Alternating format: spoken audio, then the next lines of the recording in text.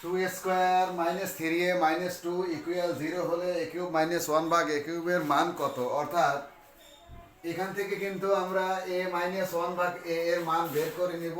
এটা দেখো আমি এখান থেকে এই যে র্যাকিং করলাম, এখান থেকে এই অঙ্কটা করা শুরু করে দিলাম। বা এটা কিন্তু মিডিল টার্ম, টু আর টু গুণ করলে টু স্কোয়ার, তাহলে কিন্তু লিখতে পারি টু স্কোয়ার মাইনাস চার অক্ষে চার, চার থেকে একবার দিলে তিন, অর্থাৎ থ্রি এ মাইনাস চার অক্ষে চার four a plus a minus two equal কিন্তু জিরো।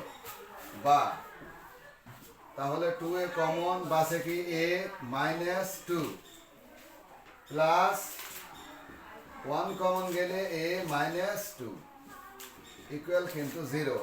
বা a minus two two a plus one equal zero, এইটাকে জিরোর সাথে ভাগ করে জিরো বানায় দেবো, তাহলে এ মাইনাস টু সমান জিরো বা এ ইকুয়াল টু।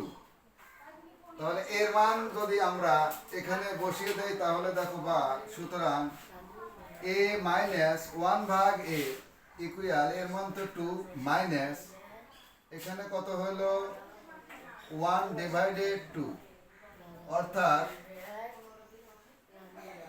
দুই দুগুণ চার বিয়োগ এক, নিচে টু, চার থেকে একবার দিলে থ্রি, থ্রি ভাগ টু, এইটা কিন্তু এ মাইনাস ওয়ান ভাগ এর মান। তাহলে এখন কিন্তু আমরা এই জায়গায় বসিয়ে দিতে পারি কি এ কিউব মাইনাস বি কিউবের সূত্র a minus b whole cube plus three a b into a minus B.